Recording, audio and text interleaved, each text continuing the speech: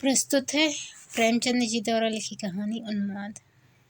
मनहर ने अनुरक्त होकर कहा, यह सब तुम्हारी कुर्बानियों का फल है बागी। नहीं तो आज मैं किसी अंधेरी गली में, किसी अंधेरे मकान के अंदर अंधेरी जिंदगी के दिन काट रहा होता। तुम्हारी सेवा और उपकार हमेशा याद रहेंगे। तुमने मेरा जीवन सुधार दिया, मुझे आदमी बना दिया।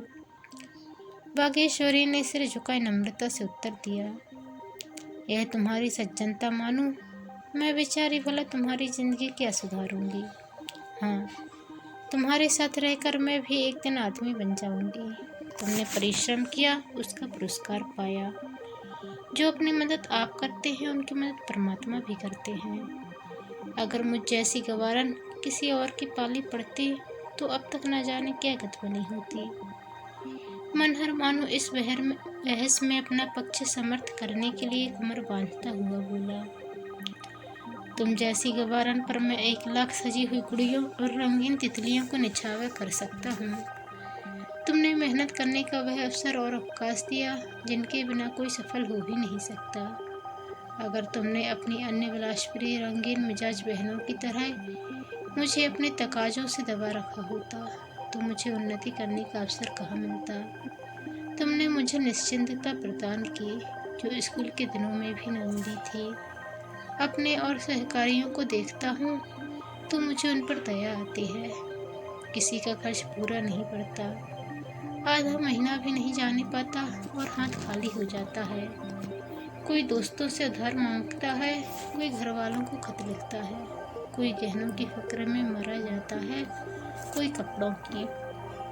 कभी नौकर की टोहे में हैरान, कभी वैद्य की टोहे में परेशान। किसी को शांति नहीं। आए दिन स्त्री पुरुष में जूते चलते हैं। अपना जैसा भाग्यवान तो मुझे कोई नहीं दिख पड़ता। मुझे घर के सारे आनंद प्राप्त है और जिम्मेदारी एक भी नहीं। तुमने ही मेरे हौसलों को उभारा, मुझे उत्तेजना दी। जब कभी मेरा उत्साह टूटने लगता तो तुम मुझे तसल्ली देती थी। मुझे मालूम ही नहीं हुआ कि तुम घर का प्रबंध कैसे करती हो। तुमने मोटे से मोटा काम अपने हाथों से किया जिससे मुझे पुस्तकों के लिए रुपयों की कमी न हो। तुम ही मेरी देवी हो और तुम्ही ही बदौलत आज मुझे यह सौभाग्य प्राप्त हुआ है। मैं तुम्हारी इन सेवाओं का स्मृति को हृदय में सुरक्षित रखूंगा बागी। और एक दिन वह आएगा जब तुम अपने त्याग और तप का आनंद उठाओगी। बागेश्वरी ने गदगद होकर कहा, तुम्हारे ये शब्द मेरे लिए सबसे बड़े पुरस्कार है मानो। मैं और किसी पुरस्कार की भूखी नहीं। मैंने जो कुछ तुम्हारी थोड़ी बहुत सेवा की उसका इतना यश मुझे मिलेगा, मुझे तो आशा भी न थी। मनहर नाथ का हृदय इस समय उदार भावों से उमड़ा हुआ था। वह यूं बहुत ही अल्पभाषी, कुछ रूखा आदमी था और शायद बागेश्वरी के मन में उसकी सूक्ष्मता पर दुख भी हुआ हो। पर इस समय सफलता की नशे ने उसकी वाणी पर लगा दिए थे। बोला, जिस समय मेरे विवाह की बात चल रही थी मैं बहुत शंकित था। समझ गया कि मुझे जो कुछ होना था हो गया। अब सारी उम्र देवी जी की नाजबरदारी में गुजरेगी। बड़े बड़े अंग्रेज विद्वानों की पुस्तकें पढ़ने से मुझे विवाह से घृणा हो गई थी। मैं ऐसी उम्र क्या समझने लगा था जो आत्मा और बुद्धि की उन्नति का मार्ग बंद कर देती है, जो मनुष्य को स्वार्थ का भक्त बना देती है, जो जीवन के क्षेत्र को संकीर्ण कर देती है। मगर 2 ही 4 मास के बाद मुझे अपनी भूल मालूम हुई। मुझे मालूम हुआ कि सुभार्या स्वर्ग की सबसे बड़ी विभूति है, जो मनुष्य को उज्जवल और पूर्ण बना देती है, जो आत्म उन्नति का मूल मंत्र है। मुझे मालूम हुआ कि विवाह का उद्देश्य भोग नहीं, आत्मा का विकास है। बागेश्वरी मनहर की नम्रता सहन नहीं कर सकी। वह किसी बात के बहाने से उठकर चली गई। मनहर और बागेश्वरी का विवाह हुए 3 साल गुजरे थे। मनहर उस समय एक दफ्तर में क्लर्क था। सामान्य युवकों की भांति उसे भी जासूसी उपन्यासों से बहुत प्रेम था। धीरे धीरे उसे जासूसी का शौक हुआ। इस विषय पर उसने बहुत सा साहित्य जमा किया और बड़े मनोयोग से उसका अध्ययन किया। इसके बाद उसने इस विषय पर स्वयं एक किताब लिखी। रचना में उसने ऐसी विलक्षण विवेचन शक्ति का परिचय दिया। उसकी शैली भी इतनी रोचक थी कि जनता ने उसे हाथों हाथ लिया। इस विषय पर वह सर्वोत्तम ग्रंथ था। देश में धूम मच गई, यहाँ तक कि इटली और जर्मनी जैसे देशों से उसके पास प्रशंसा पत्र आए और इस विषय की पत्रिकाओं में अच्छी अच्छी आलोचनाएं निकली। अंत में सरकार ने भी अपने गुण ग्राहकता का परिचय दिया। उसे इंग्लैंड जाकर इस कला का अभ्यास करने के लिए वृत्ति प्रदान की और यह सब कुछ बागेश्वरी की वरोड़ना का शुभ फल था। मनहर की इच्छा थी कि बागेश्वरी भी साथ चले, पर बागेश्वरी उनकी पांव की बेड़ी नहीं बनना चाहती थी। उसने घर रहकर सास ससुर की सेवा करना ही उचित समझा। मनहर के लिए इंग्लैंड एक दूसरी दुनिया थी, जहाँ उन्नति के मुख्य साधनों में एक रूपवती पत्नी का होना भी जरूरी था। अगर पत्नी रूपवती है, चपल है, पाड़े कुशल है, प्रगल्भ है, तो समझ लो उसके पति को सोने की खान मिल गई।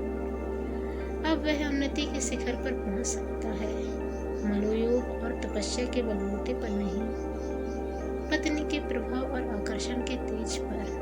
उस संसार में रूप और लावण्य व्रत के बंधनों से मुक्त एक अवाध संपत्ति थी। जिसने किसी रमणी को प्राप्त कर लिया, उसकी मानो तकदीर खुल गई। यदि कोई सुंदरी, कोई सहधर्मिणी नहीं है, तो तुम्हारा सारा उद्योग, सारी कार्यपटुता निष्फल है। कोई तुम्हारा पुरुषहाल न होगा। अतएव वहाँ रूप को लोग व्यापारिक दृष्टि से देखते थे। साल ही भर के अंग्रेजी समाज के संसर्ग ने मनहर की मनोवृत्तियों में क्रांति पैदा कर दी। उसके मिजाज ने सांसारिकता का इतना प्रधान हो गया कि कोमल भावों के लिए वहाँ कोई स्थान ही न रहा। बागेश्वरी उसके विद्या अभ्यास में सहायक होती थी, पर उस अधिकार और पद की ऊंचाइयों तक न पहुंचा सकती थी। उसके त्याग और सेवा का महत्व भी अब मनहर की निगाहों में कम होता जा रहा था। बागेश्वरी अब उसे एक व्यर्थ सी वस्तु मालूम होती थी, क्योंकि भौतिक दृष्टि से हर एक वस्तु का मूल्य उससे होने वाला साथ पर ही अवलंबित था। अपना पूर्व जीवन अब उसे हास्यास्पद जान पड़ता था। चंचल, हंसमुख, विनोदिनी अंग्रेज युवतियों के सामने बागेश्वरी एक हल्की तुच्छ सी वस्तु जान पड़ती। इस विद्युत प्रकाश में वह दीपक अब मलिन पड़ गया था। यहाँ तक सने सने उसका वह मलिन प्रकाश भी अब लुप्त हो गया। मनहर ने अपने भविष्य का निश्चय कर लिया। वह भी एक रमणी की रूप नौका द्वारा ही अपने लक्ष्य तक पहुंचेगा। इसके सिवा कोई और उपाय न था। रात के 9 बजे थे। मनहर लंदन के एक फैशनेबल रेस्टोरेंट में बना ठना बैठा था। उसका रंग रूप और ठाट बाट देखकर सहसा कोई नहीं कह सकता था कि वह अंग्रेज नहीं है। लंदन ने भी उसके सौभाग्य ने उसका साथ दिया था। उसने चोरी के कई गहरे मामलों का पता लगा लिया था, इसलिए उसे धन और यश दोनों ही मिल रहा था। वह अब यहाँ के भारतीय समाज का प्रमुख अंग बन गया था, जिसके आतिथ्य और सौजन्य की सभी सराहना करते थे। उसका लघु लहजा भी अंग्रेजों से मिलता जुलता था। उसके सामने मेज की दूसरी ओर एक रमणी बैठी हुई उनकी बातें बड़े ध्यान से सुन रही थी। उसके अंग अंग से यौवन टपका पड़ता था। भारत के अद्भुत वृत्तांत सुनकर उसकी आंखें खुशी से चमक रही थीं। मनहर चिड़िया के सामने दाने बिखेर रहा था। मनहर, विचित्र देश है जेनी, अत्यंत विचित्र। 5-5 साल के दूल्हे तुम्हें भारत के सिवा कहीं देखने को नहीं मिलेंगे। लाल रंग के चमकदार कपड़े, सिर पर चमकता हुआ लंबा टोप, चेहरे पर फूलों का झल्लादार बुर्का, घोड़े पर सवार चले जा रहे हैं। 2 आदमी दोनों तरफ से छतरी लगाए हुए हैं, हाथों में मेहंदी लगी हुई है। जेनी, मेहंदी क्यों लगाते हैं मनहर? जिससे हाथ लाल हो जाए, पैरों में भी रंग भरा जाता है, उंगलियों के नाखून रंग लाल कर दिए जाते हैं। वह दृश्य देखते ही बनता है। जेनी, यह तो दिल में सनसनी पैदा करने वाला दृश्य होगा। दुल्हन भी इसी तरह सजाई जाती होगी। मनहर, इससे कई गुने अधिक, सिर से पांव तक सोने चांदी के गहनों से लदी हुई। ऐसा कोई अंग नहीं जिसमें दो चार जीवन न हो। जैनी, तुम्हारी साथी भी इसी तरह हुई होगी। तुम्हें तो बड़ा आनंद आया होगा। मनहर, हाँ, वही आनंद आया था जो तुम्हें। मेरी गोरा राउंड पर चढ़ने में आता है। अच्छी अच्छी चीजें खाने को मिलती हैं, अच्छे कपड़े पहनने को मिलते हैं, खूब नाच तमाशे देखता था और शहनाइयों का गाना सुनता था। मजा तो तब आता है जब दुल्हन अपने घर से विदा होती है। सारे घर में कोहराम मच जाता है। दुल्हन हर एक से लिपट लिपट कर रोती है जैसे मातम कर रही हो। जैनी, दुल्हन रोती क्यों है? मनहर, रोने का रिवाज चला आता है। हालांकि सभी लोग जानते हैं कि वह हमेशा के लिए नहीं जा रही है, फिर भी सारा घर इस तरह फूट फूट कर रोता है मानो वह काले पानी भेजी जा रही हो। जैनी, मैं तो इस तमाशे पर खूब हंसूं। मनहर, हंसने की बात ही है। जैनी, तुम्हारी बीवी भी रोई होगी। मनहर, अजी कुछ न पूछो, पछाड़े खा रही थी, मानो मैं उसका गला घोंट दूंगा। मेरी पालकी से निकलकर भागी जाती थी, पर मैंने जोर से पकड़कर अपने बगल में बैठा लिया। तब मुझे दांत काटने दौड़ी। मिस जैनी ने जोर का कहकहा मारा और हंसी के साथ लौट गई। बोली, हारीवल हारीवल, क्या अब भी दांत काटती है?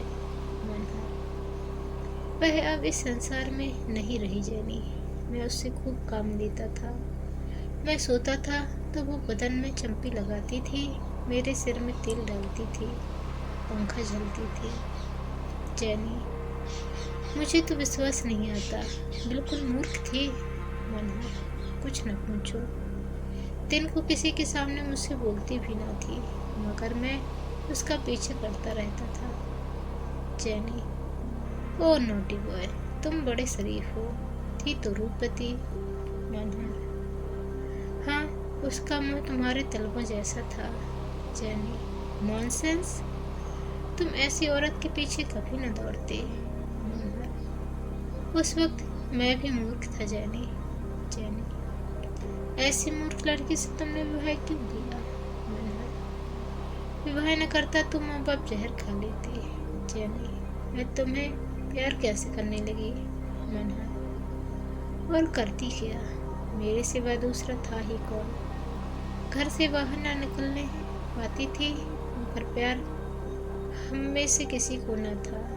वह मेरी आत्मा को और हृदय को संतुष्ट न कर सकती थी। जैनी, मुझे उन दिनों की याद आती है तो ऐसा मालूम होता है कि कोई भयंकर स्वप्न था।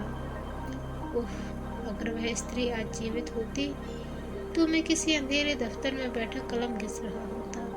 इस देश में आकर मुझे यथार्थ ज्ञान हुआ कि संसार में स्त्री का क्या स्थान है, उसका क्या दायित्व है और जीवन उसके कारण कितना आनंदप्रद हो जाता है। और जिस दिन तुम्हारे दर्शन हुए, वह तो मेरी जिंदगी का सबसे मुबारक दिन था। याद है तुम्हें वो दिन? तुम्हारी वह सूरत मेरी आंखों में अब भी फिर रही है। जैनी, अब मैं चली जाऊंगी। तुम मेरी खुशामद करने लगे। भारत के मजदूर दल सचिव थे लॉर्ड बार्बर और उनके प्राइवेट सेक्रेटरी थे मिस कॉवर्ट। लॉर्ड बार्बर भारत के सच्चे मित्र समझे जाते थे। जब कंजर्वेटिव और लिबरल दलों का अधिकार था तो लॉर्ड बार्बर भारत की बड़े जोरों से वकालत करते थे। वह उन मंत्रियों पर ऐसे ऐसे कटाक्ष करते थे कि उन बेचारों को कोई जवाब न सोचता था। एक बार वे हिंदुस्तान आए थे और यहाँ कांग्रेस में शरीक हुए थे। उस समय उनकी उदार वक्ताओं से समस्त देश में आशा और उत्साह की एक लहर दौड़ी थी।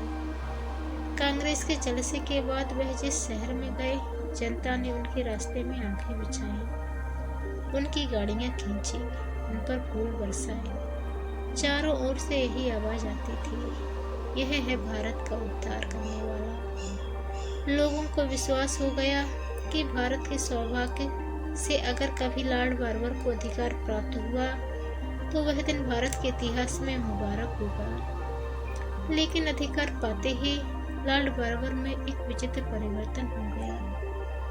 उनके सारे स्वभाव, उनकी उदारता, न्यायपरायणता, सहानुभूति, ये सभी अधिकार के भंवर में पड़ गए और अब लॉर्ड बार्बर और उनके पूर्वाधिकार के व्यवहार में लेश मात्र भी अंतर न था। वह भी वही कर रहे थे जो उनके पहले के लोगों ने किया।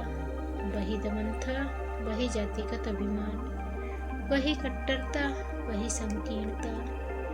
देवता अधिकार के सिंहासन पर पांव रखते ही अपना देवत्व खो बैठा था। अपने 2 साल के अधिकार काल में उन्होंने सैकड़ों ही अफसर नियुक्त किए थे, पर उनमें एक भी हिंदुस्तानी न था। भारतवासी निराश होकर उन्हें डाई हार्ड, धन का उपासक और साम्राज्यवाद का पुजारी कहने लगे थे। एक खुला हुआ रहस्य था कि जो कुछ करते थे मिस कावर्ट करते थे। हक यह था कि लॉर्ड बार्बर नियत के जितने शेर थे उतने दिल के कमजोर। हालांकि परिणाम दोनों दिशाओं में एक सा था। यह मिस कावर्ट एक ही महापुरुष थे। उनकी उम्र 40 से अधिक गुजर चुकी थी, पर अभी तक उन्होंने विवाह नहीं किया था। शायद उनका ख्याल था कि राजनीति के क्षेत्र में रहकर वे विवाह का आनंद नहीं उठा सकते। वास्तव में नवीनता के मधुप थे। उन्हें नित्य नए विनोद और आकर्षण, नित्य नए विलास और उल्लास के टोहे रहती थी। दूसरों के लगाए हुए बाग की सैर करके चित्त को प्रसन्न कर लेना इससे कहीं सरल था कि अपना बाग आप लगाएं और उसकी रक्षा और सजावट में अपना सिर खपाएं। उनको व्यापारिक और व्यवहारिक दृष्टि में यह लटका उससे कहीं आसान था। दोपहर का समय था। मिस कावर्ट नाश्ता करके सिगार पी रहे थे कि मिस जेनी रोज के आने की खबर हुई। उन्होंने तुरंत आईने के सामने खड़े होकर अपनी सूरत देखी। बिखरे बालों को संवारा, बहुमूल इत्र मला और मुख से स्वागत की साहस छवि दर्शाते हुए कमरे से निकलकर मिस रोज से हाथ मिलाया।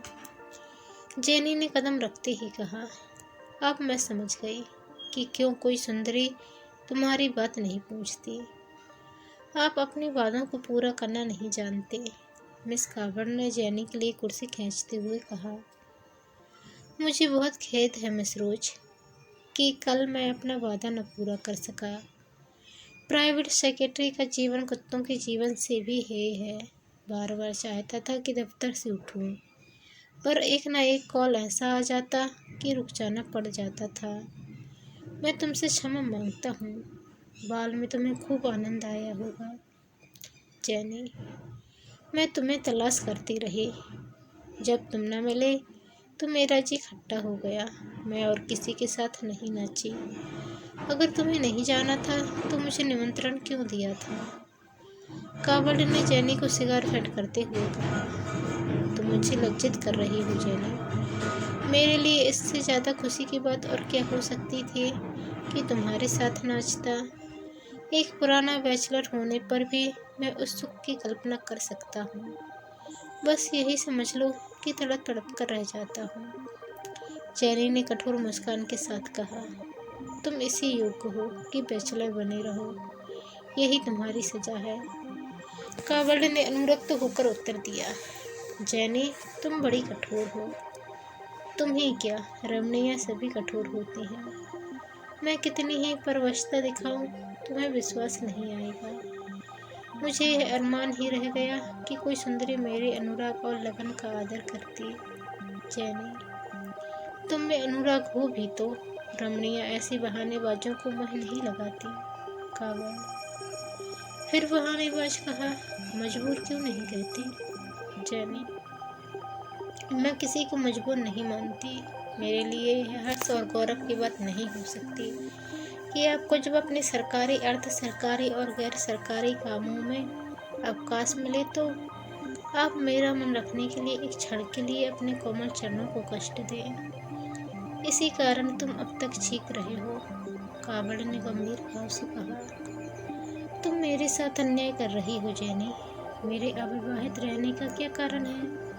यह कल तक मुझे खुद मालूम न था। कल आप ही आप मालूम हो गया। जैनी ने उसका परिहास करते हुए कहा, अच्छा, तो यह रहस्य आपको मालूम हो गया?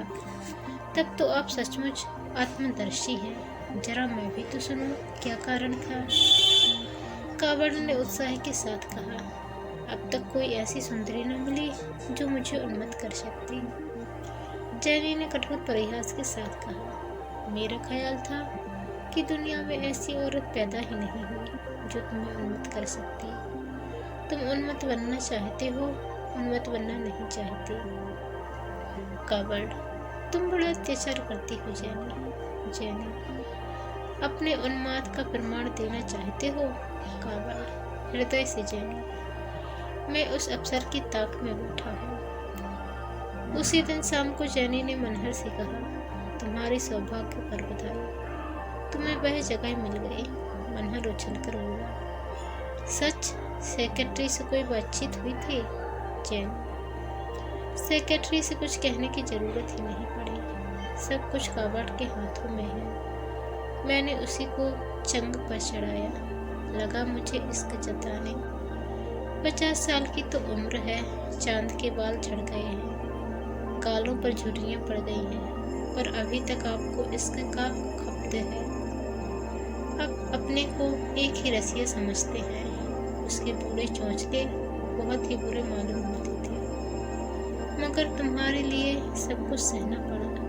खैर, मेहनत सफल हो गई। कल तुम्हें परवाना मिल जाएगा, अब सफर की तैयारी करनी चाहिए। मनहर ने गदगद होकर कहा, तुमने मुझ पर बड़ा एहसान किया है जैनी। मनहर को गुप्तचर विभाग में ऊंचा पद मिला।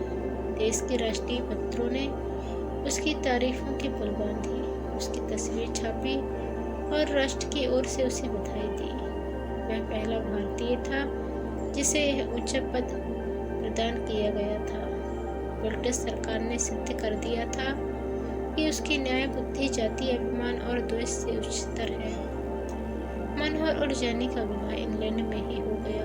हनीमून का महीना फ्रांस में गुजरा। वहां से दोनों हिंदुस्तान आए। मनहर का दफ्तर बम्बई में था, वहीं दोनों एक होटल में रहने लगे। मनहर को गुप्त अभियोग की खोज के लिए अक्सर दौरे करने पड़ते थे, कभी कश्मीर, कभी मद्रास, कभी रंगून। जैनी इन यात्राओं में बराबर उसके साथ रहती। नित्य नए दृश्य थे, नए विनोद, नए उल्लास। उसकी नवीनता प्रिय प्रकृति के लिए आनंद का इससे अच्छा और क्या सामान हो सकता था। मनहर का रहन सहन तो विदेशी था ही, घर वालों से भी उसका संबंध विच्छेद हो गया था। बागेश्वरी के पत्रों का उत्तर देना तो दूर रहा, वह उन्हें खोलकर पढ़ता भी नहीं था। भारत में हमेशा उसे यह शंका बनी रहती थी कि कहीं घर वालों को उसको पता न चल जाए। जैनी से वह अपनी यथार्थ स्थिति को छुपाए रखना चाहता था। उसने घर वालों को आने की सूचना तक न दी थी। यहाँ तक कि वह हिंदुस्तानियों से बहुत कम मिलता था। उसके मित्र अधिकांश पुलिस और फौज के अफसर थे, वही उसके मेहमान होते।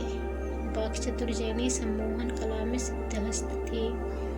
पुरुषों के प्रेम से खेलना उसकी सबसे अमोदमय क्रीड़ा थी। जलाती थी, रिझाती थी, और मनहर भी उसकी कपट लीला का शिकार बना रहता था। उसे वह हमेशा भूल भुलैया में रखती, कभी इतना निकट कि छाती पर सवार, न कभी इतना दूर कि योजन का अंतर, कभी निष्ठुर और कठोर, और कभी प्रेम बहल और व्यग्र। एक रहस्य था जिसे वह कभी समझता था और कभी हैरान रह जाता था। इस तरह 2 वर्ष बीत गए और मनहर और जैनी कोण की 2 भुजाओं की भांति एक दूसरे से दूर होती गए।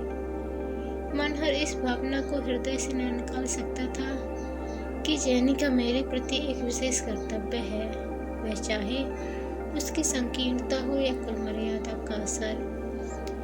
इनका जैनी को पाबंद देखना चाहता था। उसकी स्वच्छंद वृत्ति उसे लज्जास्पद मालूम होती थी।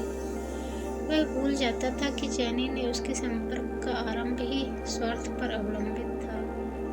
शायद उसने समझा था कि समय के साथ जैनी को अपने कर्तव्यों का ज्ञान हो जाएगा। हालांकि उसे मालूम होना चाहिए था कि की टेढ़ी बुनियाद पर बना हुआ भवन जल्द या देर से भूमिस्थ होकर ही रहेगा। और ऊंचाई के साथ उसकी शंका और भी बढ़ती जाती थी। इसके विपरीत जैनी का व्यवहार परिस्थिति के बिल्कुल अनुकूल था। उसने मनहर का विनोदमय और विलासमय जीवन का एक साधन समझा था और उसी विचार पर वह अब तक स्थित थी। इस व्यक्ति को वह मन में पति का स्थान नहीं दे सकती थी। पाषाण प्रतिमा को वह अपना देवता न बना सकती थी। पत्नी बनना उसके जीवन का स्वप्न न था। इसलिए वे मनहर के प्रति अपने किसी कर्तव्य को स्वीकार नहीं करती थी। अगर मनहर अपनी गाड़ी कमाई उसके चरणों पर अर्पित करता था तो कोई एहसान न करता था। मनहर उसका बनाया हुआ पुतला, उसी का लगाया हुआ वृक्ष था। उसकी छाया और उसके फल का भोग करना वह अपना अधिकार समझती थी। इससे आगे की कहानी अगले भाग में।